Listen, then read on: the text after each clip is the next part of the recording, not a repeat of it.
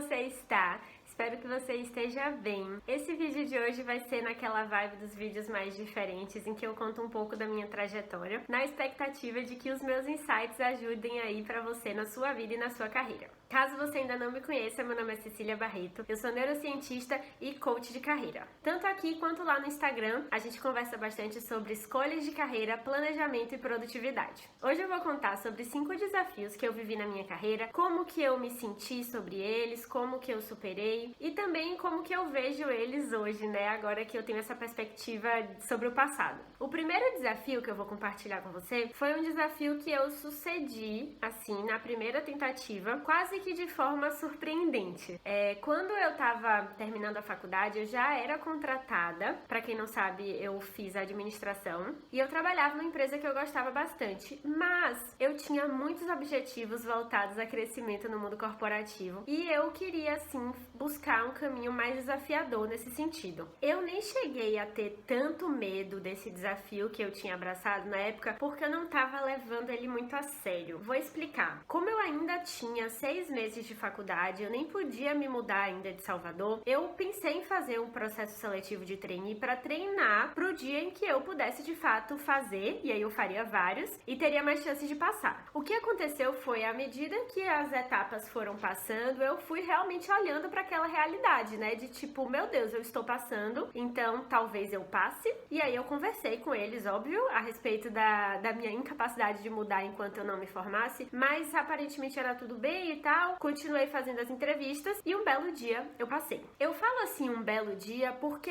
essa conquista minha realmente quase que caiu como uma surpresa. Eu não tenho dificuldade nenhuma de acreditar no meu potencial e na minha capacidade, eu não tenho esses desafios de autoestima, mas assim, na época realmente eu não tinha os pré-requisitos mínimos para passar, que era a mobilidade. Então eu não esperava mesmo por isso. Quando se tornou uma realidade, eu nem tive tempo de digerir essa informação, porque eu também jamais abriria a mão dela. E foi aí que eu me mudei para São Paulo e fui trainee de uma grande empresa do varejo de moda. Parando para analisar de hoje, eu consigo perceber que não foi a decisão mais cuidada da minha vida, né? A gente fala muito lá no Instagram sobre decisões cuidadas. Eu não escolhi essa empresa porque eu gostava da indústria, porque eu compartilhava dos valores, porque eu sabia que tinha um estilo de trabalho adaptado às minhas preferências, nada disso. Eu simplesmente, quase que aleatoriamente, apliquei para um processo seletivo e passei. Eu imagino que se eu tivesse feito um estudo das empresas e talvez escolhesse uma empresa específica que fizesse mais sentido para mim, eu tinha, né, dado certo aí no mundo corporativo e teria ficado mais tempo. Mas é óbvio que a gente nunca vai saber disso, né? Então eu também não me cobro esse tipo de entendimento. Uma vez que eu estava lá nessa empresa, eu me vi extremamente satisfeita. Eu já contei essa história antes em outro vídeo, eu vou colocar linkado aqui embaixo. Até que um belo dia eu passei pelo meu segundo desafio, que foi a demissão.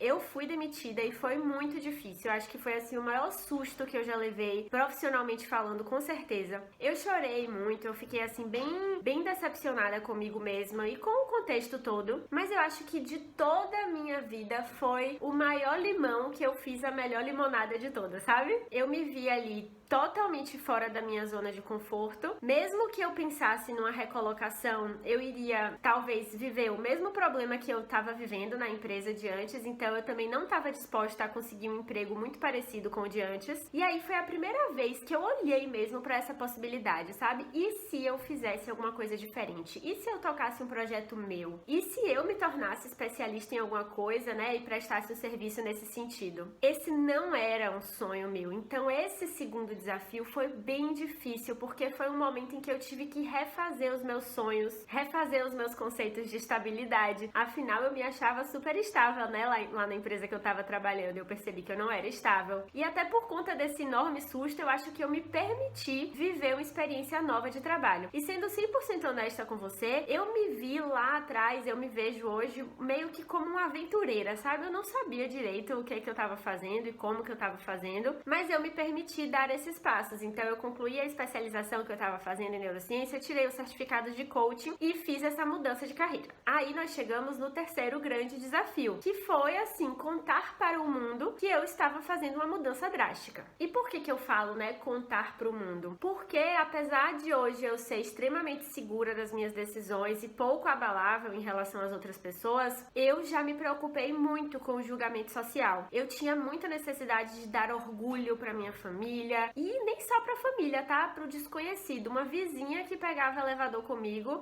para mim era muito importante que ela estivesse orgulhosa do meu trabalho. Eu dou esse exemplo da vizinha porque é verdade. Quando eu morava em São Paulo e voltava para Salvador e aí eu pegava elevador com as vizinhas do meu prédio de antes, elas perguntavam do meu trabalho e tal, super empolgadas. Aí quando elas souberam que eu mudei, principalmente pelo fato delas não entenderem nada, né, do que eu fazia no trabalho novo, não brilhava tanto o olho assim, e isso me magoava muito. Eu descobri muito sobre mim nesse período, né? Pensava, poxa, olha como é importante pra mim a validação dos outros. No meu trabalho de antes eu tava super triste, mas tava todo mundo achando bom. E aí agora, nessa jornada que eu estou super empolgada, as pessoas estão meio descrentes. Mas assim, do ponto de vista da minha família, eu sempre tive muito apoio, principalmente por eu ser uma pessoa bem determinada, assim. Eu acho que a minha família tem muita tranquilidade de que eu vou dar um jeito, sabe? Além desse desafio social com a minha mudança, veio também toda a minha necessidade de dar passos concretos em uma carreira enquanto você ainda não se sente pronta para isso. Então, quando eu fui atender a minha primeira cliente, não é porque eu estava pronta para atender a minha primeira cliente. Quando eu fui fazer o meu primeiro vídeo no Instagram, não é porque eu estava pronta para isso. É simplesmente porque eu tinha que fazer. E aí realmente exigiu bastante, né? Bastante capacidade de execução da minha parte. E é claro que, como uma mudança de carreira, foi bastante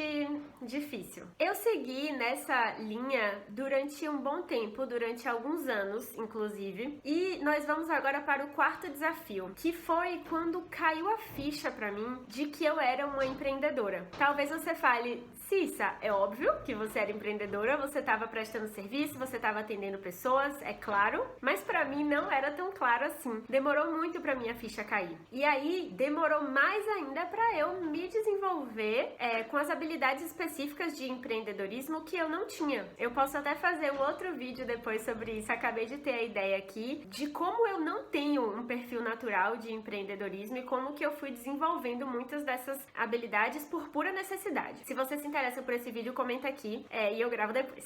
Vamos lá, então, Cissa, por que esse desafio de empreender foi tão intenso pra você? Eu sou uma pessoa muito medrosa, muito mesmo.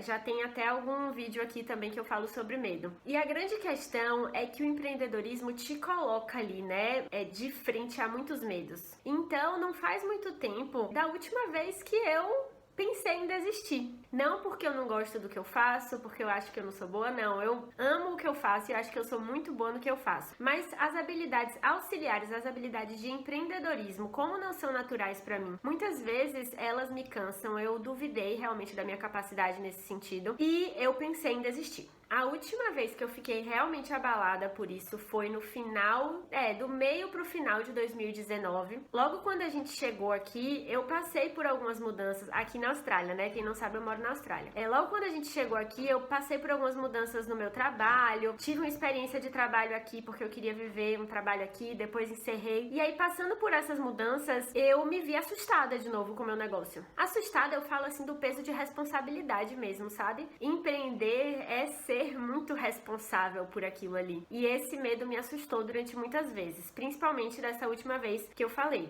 Mas foi interessante, porque é como se essa última vez tivesse sido o chefão do videogame, sabe? Quando você vai jogando videogame, você passa várias fases, aí tem uma fase que é muito, muito, muito difícil, que é a última. Eu não quero dizer que agora nunca mais eu vou ter crises, mas a última crise que eu tive no final do ano passado foi tão intensa e me colocou diante, assim, quase à beira de desistir mesmo, que eu acho que se eu não desistir daquela vez, eu não vou desistir mais. E aí, de lá pra cá, muita coisa mudou. Eu acho que principalmente por eu decidir não desistir mesmo, eu olhei pro meu negócio de outras formas, eu comecei a evoluir mais rápido nas competências que eu preciso de empreendedorismo, arrisquei mais, saí mais da minha zona de conforto, até me diverti mais no processo, que antes, como era uma coisa que me dava muito medo, eu não conseguia me divertir no processo. Eu pedi muita ajuda, então Então, contratei pessoas que realmente podiam me ajudar nessa minha jornada. E aí é muito interessante que o desafio número 5, que é um desafio que eu tô passando agora, já é bem diferente. Já é um desafio de uma pessoa que tá mais madura com a decisão dela mesma.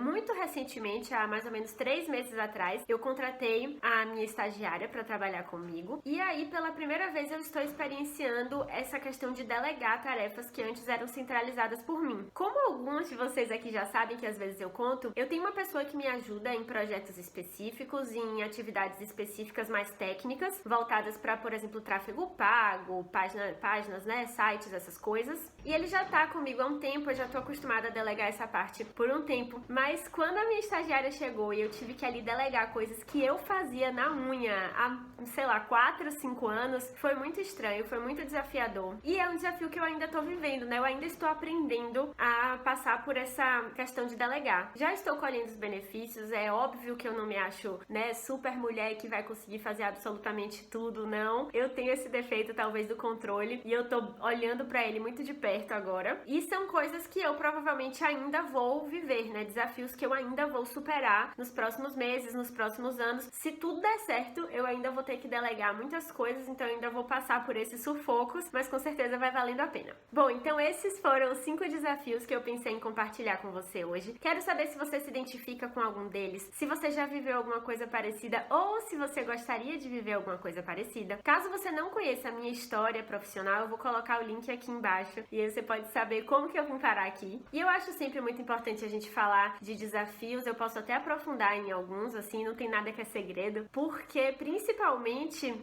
eu não gosto de dar a impressão de que foi tudo fácil até aqui. Eu gosto de dar a impressão de que foi tudo leve, de que eu consegui aproveitar a jornada, o que é verdade, né? A gente vai aproveitando até os momentos difíceis na medida do possível, mas fácil, moleza não é pra ninguém. Então eu fico feliz em compartilhar essa parte da realidade com vocês também. Comenta aqui embaixo sugestões para os próximos vídeos e a gente se vê no vídeo da semana que vem. Beijo e até mais!